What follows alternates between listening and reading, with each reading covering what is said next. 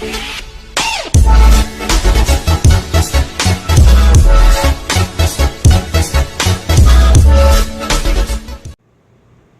for joining in on today's video. We're going to be building our very own custom gaming rig. This build is going to include a ASUS Z270E gaming motherboard along with a nVidia GTX 1080 8 gig Founder Edition.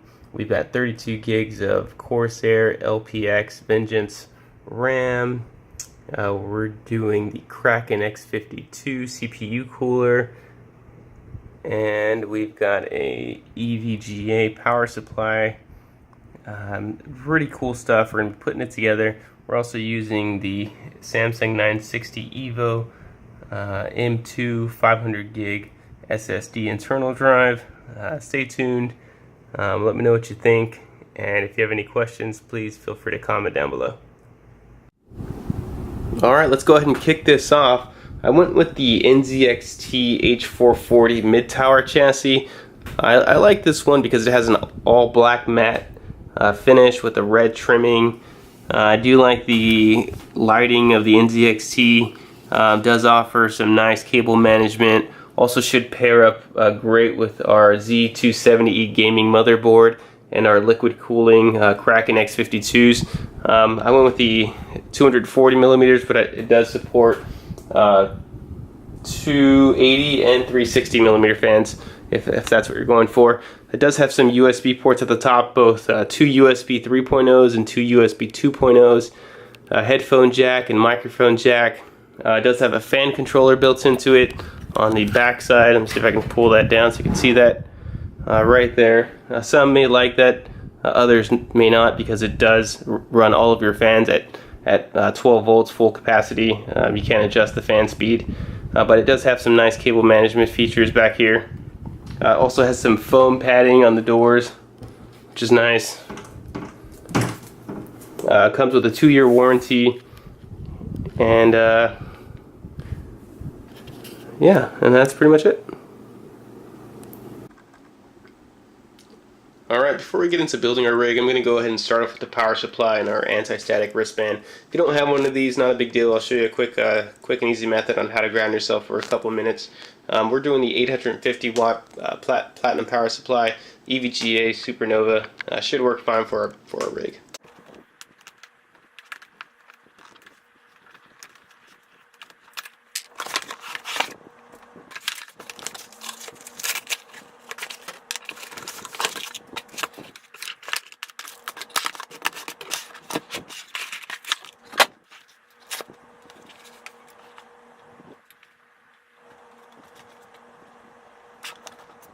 Alright, for our PSU, the EVGA SuperNOVA 850P2, it comes with all our connector cables that we need for SATA, the GPU, the CPU, the motherboard. The cables are labeled. Let me see, this one says SATA right on it. This one is another SATA. Yep, let's find something else here. This one up says VGA, but it's for CPU. This is your motherboard cable. Also comes with some Velcro straps, which is nice for cable management. Comes with the mounting brackets.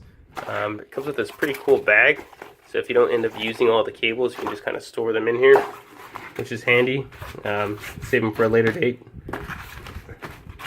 It's tough to do it with one hand, but you get the idea. Alright, the PSU installation should be fairly simple. Oh man, these are tough. I'm going to need little screw set to take these off. If you don't have a screwdriver set, preferably a magnetic one, it'd be nice to invest in one. They're pretty inexpensive. I mean, you can find them online for like $10.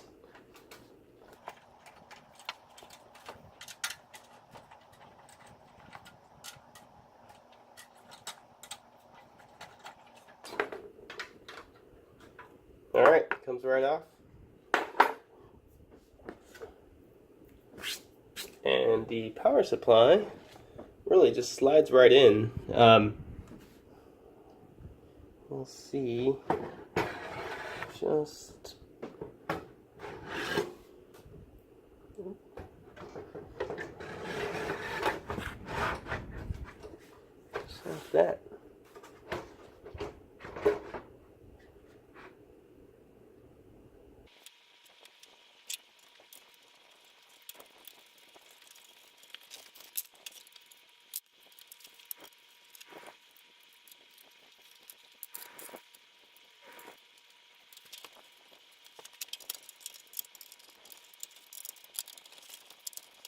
Alright, next we have our ASUS STRIX Z270E gaming motherboard.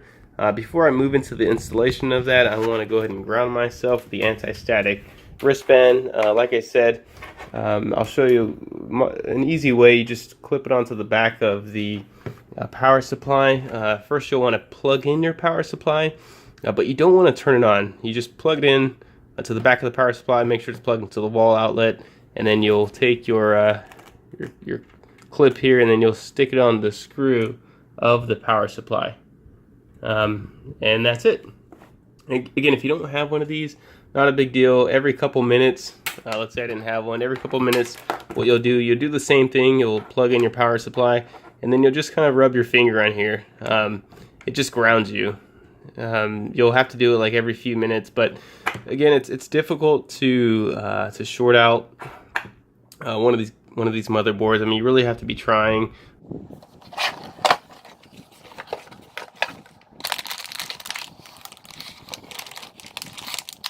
We've got our motherboard ready to go. This thing's a beauty. All your DIMM slots back here in the corner. You got your the STRIX logo with the RGB lighting option in the back.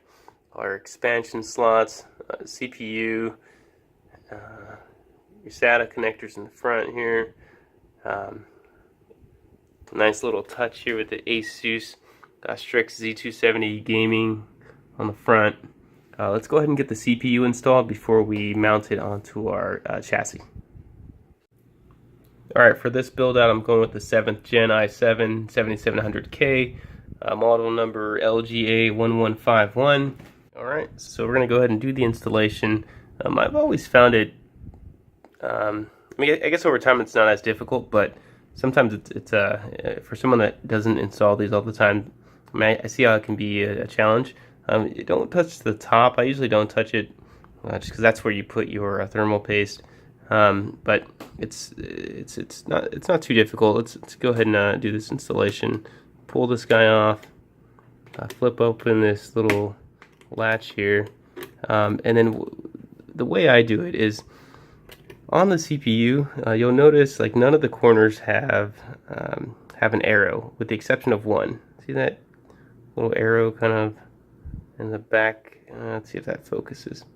It's not really an arrow, but it points. It's the only one that has a gold little notch at the end. That one goes, and you'll see in all the corners here, none of them, they're all pointy, right? All these corners are pointy with the exception of this last one. That's where the arrow goes. So that arrow, this corner here, goes where that in that corner, and you really just drop it in place, and it sits perfect. And that's it. You close this guy up, push down slightly, and you put your lever down, clamp it, remove this, and that's it. You're all set.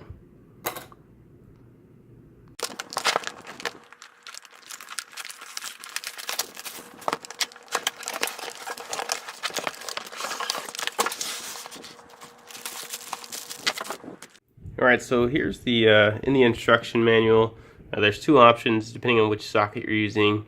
The socket 115X or the socket 1366. For the 115X, which is what we're using, the arrows show that your bracket, your retention bracket here, should be going inward. We know we're using the 115X because right on our box here, it shows the LGA 1151 socket. So I'm going to go ahead and turn my. It looks like it came with some of them are up and some are down, so I'm going to go ahead and fix this and then put it in the back. Alright, we're ready to go through with the installation of our motherboard into our chassis. But before we do that, please make sure to install the I/O panel into your chassis. I probably would have made this mistake myself if I didn't watch others on YouTube. but this should just snap right in. I'm going to try and do it with one hand here. Let's see.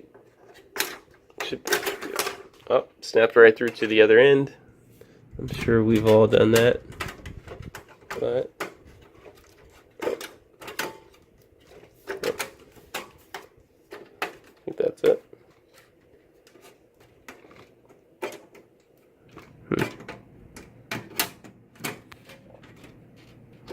Get in there.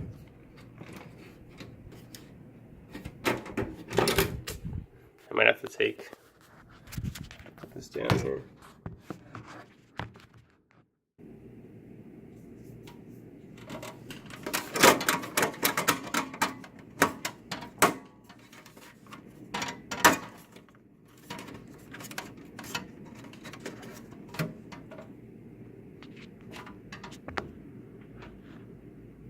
Alright, so lesson learned, you just have to really apply pressure.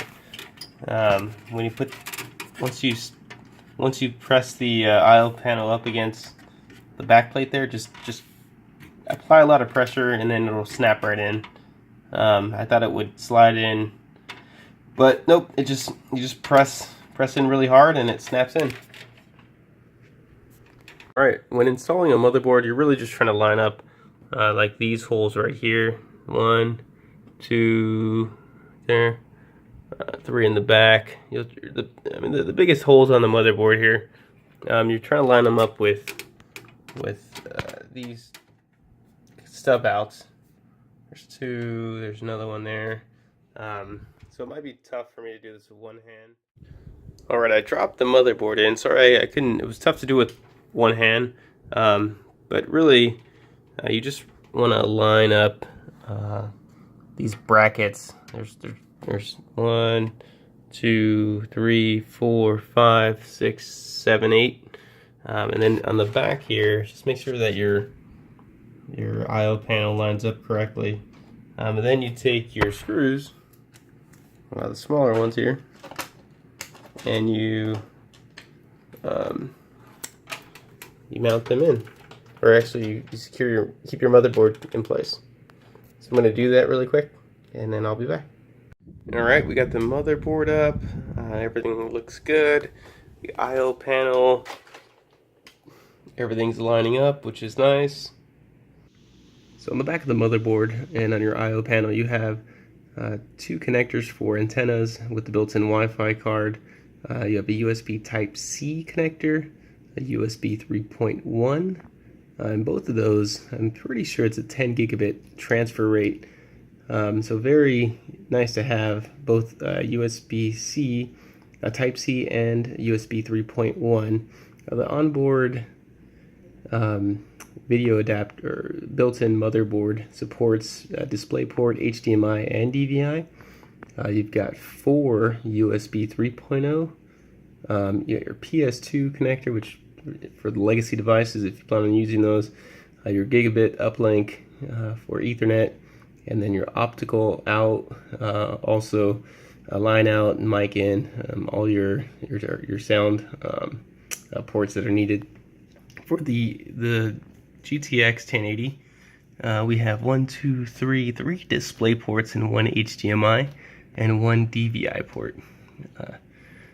Now let's do something easy. Let's do the Samsung 960 EVO, the M.2 hard drive. I'm going to go ahead and grab this guy and do the installation for this one. This one's fairly straightforward. It's right in the front, right underneath your CPU. It just snaps right in there. So I'm going to push that in, and I need a screw. Doesn't have one. I don't know if it came with one. Alright, we're in. There was a screw that actually came with my motherboard that was a better fit. So we're done with the hard drive installation. Alright, for our memory slots here, I'm going with the Corsair Vengeance LPX DDR4, 2 16 gig memory sticks for a total of 32 gigs. The motherboard can handle 64 gigs, but I just went with the 32. I'm sure I don't need 64. But I'm going to unpackage this and then throw them right into these 4 DIMM slots here on the top right. Alright, here we go. They look pretty nice. These should just snap in just at the top. There's a method as to how you're supposed to do the installation. I always do the first one and the third one, but you should check with the manufacturer on the motherboard that you're using. These should work fine for first and third. Let me just make sure I push them in right. Uh-oh. I think I'm going to have to use both hands. Maybe not. Yeah, let me use both hands. A really quick note. Earlier when I threw in my memory sticks, I mentioned to place them in slots 1 and 3. You'll be fine. In the manual, it actually recommends slots 2 and 4, or DIMM A2 and B2. So you can see I made that adjustment here on the motherboard. So I have them in on the slots 2 and 4 as recommended within the manual. Alright, so we're now ready for the KRAKEN X52. You should just need the screws, the 2 fans, your mini USB and SATA cables, and the radiator and CPU itself. For this rig, I'm going to go ahead and set up my radiator at the very top here. The reason is I don't want to obstruct or interfere with the cable management or any of the SATA drives that I'm going to put in place. So I just decided to go with the top facing. I pulled off this guy. You just apply a little force, it snaps right off. So it shouldn't be too bad. I'm going to go ahead and set this up now. My next step is just to, it's tough to do it with one hand, so I'm going to turn off the camera and then do this with 2 hands. Basically, all I'm going to do is take these fans and find out which direction they go, and then they should go like that, and screw them in. Once I screw them in, I can then mount them to the top, and I'll try to get all that on video. But the screwing in part, that's not too difficult. So I'm going to cut the video for that part, and then I'll be back. Okay, so I've screwed in both fans. Now I'm going to mount it here, and as I said, I'm going to do a top mount. So let me just remove this guy and grab this one, and we're just going to slide it right there. And you can see that the screws, let me see if I can just pick this guy up here. Alright, so the screws line up right at the top there. So there's 8 screws. I'm going to screw these guys in, and then I'll be back. Alright, we have the radiator installed, but the one mistake I made is I didn't, this fan here, I didn't mount it so that the cable is facing the rear. That's really important because I want all the cables to go through the backside and then come out the front through the cable management ports slots here. So I'm going to take this fan off and then turn it around so that this cable is facing towards the rear. So just something to note when you're mounting your radiator or your fans, just be sure to make sure that these guys are in the back. Alright, I have the fan flipped so that the cables are facing the rear. Now I'm going to go ahead and install the CPU unit or the cooling unit. I'm going to go ahead and leave the default thermal paste. I know everyone's against that if you're overclocking, which I am. But the little paste that you put, I don't know. I'm gonna try it and we'll see how it goes. If it doesn't turn out well, I'll pull this apart and I'll put my own thermal paste on it. But for this one, I'm just going to leave it as default. Leave it on there and try it out. So let's pull off this plastic case here. There, so that's off. And it just slides right into these little, it's going to be hard. I'm going to turn off the camera and try this with two hands. Alright, I just realized that the logo was backwards when I took off the protective film on the front.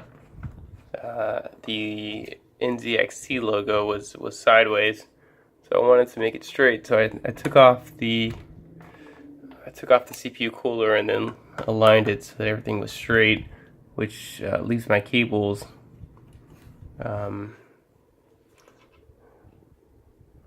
I guess it's not too bad. I did like it at the bottom, but I guess I wanted the logo straight, so I found a compromise.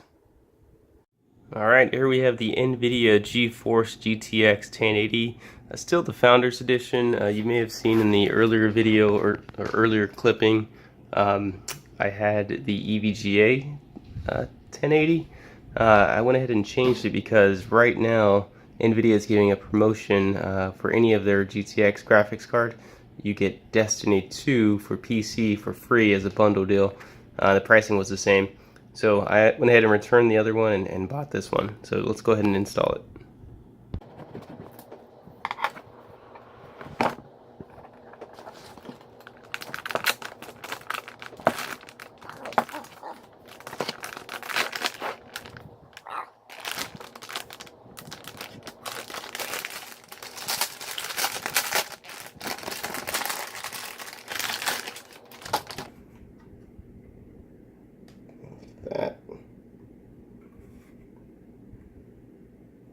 This thing's massive. You got a DVI port, what is that? 2 display ports and 2 HDMIs. Actually, it looks like 3 display ports and 1 HDMI. Yeah, so DVI, 3 display ports and 1 HDMI. Now it says in the manual that you're supposed to unplug the power cable on the back of your power supply before you install anything in your expansion slot, so I'm going to go ahead and do that. Alright, so I'm going to go ahead and install it on my 5th slot here. 1, 2, 3, 4, 5. I had to take off 5 and 6 because this thing is so damn big. So let's slide this in here. It does have the bridge, if you want to do SLI bridging. It does have that cable, or that support in the front, but I'm not doing that. And like I said, I was reading the manual, and it did say to make sure that you disconnect the power supply cable before you do any of the expansion slots, which means you're not grounded. But just following the manual. This thing is a beast. Alright. And right in the front, after I screw these in, I'll show you. They've got the power cord, which that's where your power cable goes. Alright, cool. So that's mounted. So right here is where we're gonna connect. Not the CPU, the one that said VGA. This guy right here. Right there. So it says VGA, and it's an 8-pin connector. So we're gonna go ahead and connect that, and I'll be back. Okay, now that we have all the hardware installed, I went ahead and patched in all the cabling from the motherboard and the PSU, and I'm going to go over that with you really quick. For those that may have misplaced the manual that came in with the motherboard, here's a quick snapshot of it. Extremely helpful in doing this, so I hope this may help someone in the future if you've misplaced your manual. But really quick, I'm going to go over what I've plugged in. Here on the bottom far left, this is where my audio connector went in, back in that back left corner. Then I'm moving over to the middle. I have my USB 3.0 directly in the center now, and then to the right of it you have two of the USB 2.0 connectors. One of those is being utilized by the KRAKEN X52 CPU cooler, and then on the far right, the last item I have plugged in is my system panel connectors.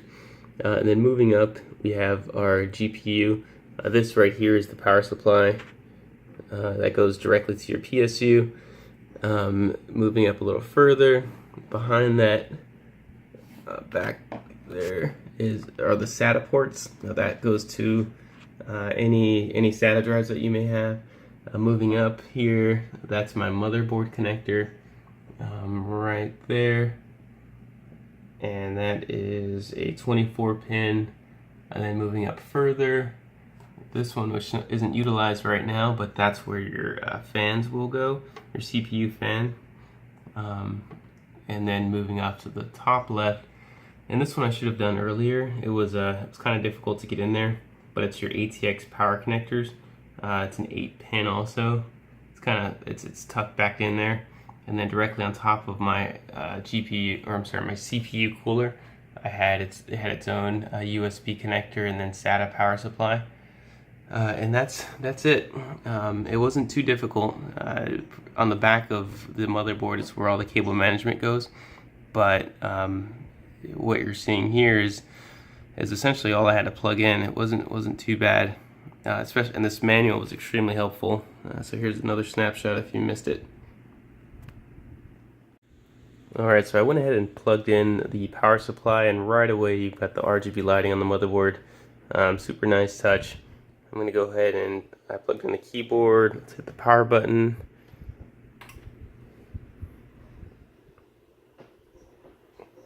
Oh, so far so good. I've got the lighting on the chassis, the NZXT, the GTX lighting up as well.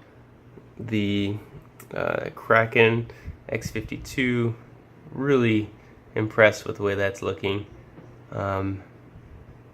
That's a super nice look. It's not too much, but it's just enough. And then the motherboard goes right into the BIOS, which is great. From here, this is what you want to see. It does detect our drives. I put in a SATA, and then I also threw in, of course, our M.2. So perfect. I'm going to go ahead and install Windows, and we'll go from here.